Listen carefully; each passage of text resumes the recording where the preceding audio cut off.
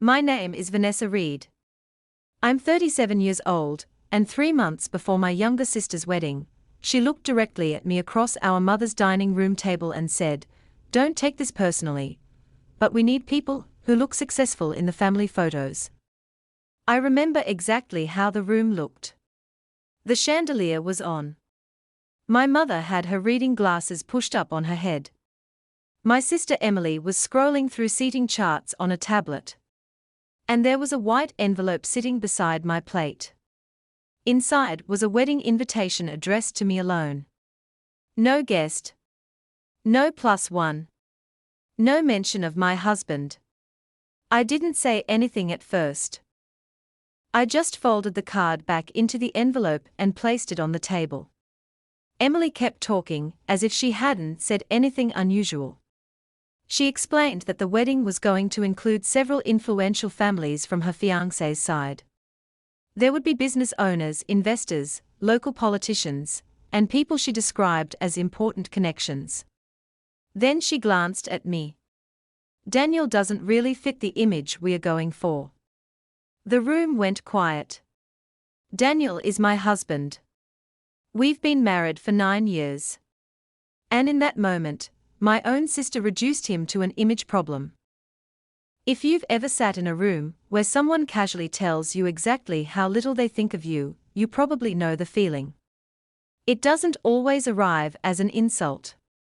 Sometimes it arrives as a practical decision everyone else acts like makes perfect sense. I smiled. I said, "I understand." Then I took the envelope and went home. What nobody at that table understood was that they had spent years making assumptions about my life. And assumptions have a way of becoming expensive. Daniel and I lived in a modest house outside the city. He drove an old pickup truck. His clothes were simple. He hated social media. He never talked about money. Because of that, my family had quietly decided he wasn't successful. They never asked. They never cared enough to ask. They just looked. And looking was all they ever did. By the time Emily's wedding arrived, that habit was about to create a disaster nobody saw coming. I met Daniel when I was 28. At the time I worked as an administrative assistant for a commercial construction company. He showed up one afternoon wearing jeans, work boots, and a faded baseball cap. I assumed he was part of a maintenance crew. Most people did. What I learned later was that Daniel owned the company hired to inspect structural safety on multimillion-dollar projects. He wasn't maintenance. He was the engineer signing off on whether entire buildings could legally open. He simply didn't feel the need to advertise it. That was Daniel. Quiet. Capable. Uninterested in impressing strangers. The first thing I noticed about him wasn't his career. It was how he listened. Most people wait for their turn to speak. Daniel actually listened. When my father became ill a few years later and medical bills started piling up, Daniel quietly paid several of them without telling anyone. I only discovered it because I found receipts in a desk drawer. When my mother needed repairs on her roof, Daniel spent 2 weekends fixing it.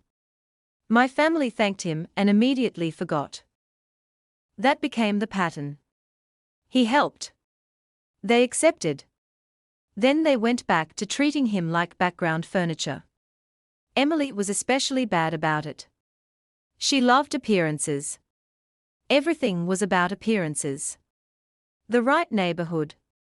The right restaurants. The right photos. The right people. When she got engaged to Brandon, those tendencies became stronger. Brandon came from a wealthy family that owned several commercial properties throughout the region. His parents valued status. Emily loved that. The engagement parties became networking events disguised as celebrations. I remember one dinner where Brandon's mother asked Daniel what he did for work. Daniel answered politely, "I'm an engineer." She smiled. "Oh? For a company?" Daniel said yes. That was technically true. He owned the company. But he never volunteered details. Brandon's mother immediately lost interest. The conversation moved elsewhere. I watched it happen. People constantly underestimated him because he allowed them to. He once told me something I never forgot. If someone only respects you after hearing your job title, their respect wasn't worth much to begin with. At the time, I thought it was just one of Daniel's observations. Later, I realized it was a warning. 3 weeks after the invitation incident, Emily called. She sounded unusually cheerful. Quick favor. Those words almost always mean trouble. She explained that a large section of the wedding venue required temporary structural certification because of an expanded outdoor platform. Apparently, permits were delayed.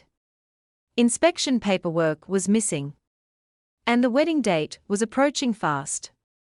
We need someone qualified to help. I already knew where the conversation was going. Have you asked Daniel? A pause. Well, yes. And? He won't return my calls. I almost laughed. Not because it was funny. Because it was predictable. Daniel rarely ignored people. When he did, there was usually a reason. What exactly did you tell him? I asked. Another pause. Then she admitted it. She had called him directly and opened the conversation by saying, I know you're good with construction stuff. Construction stuff. The man had spent nearly 2 decades becoming one of the most respected structural engineers in the state. And she called it construction stuff. I thanked her for the information and ended the call.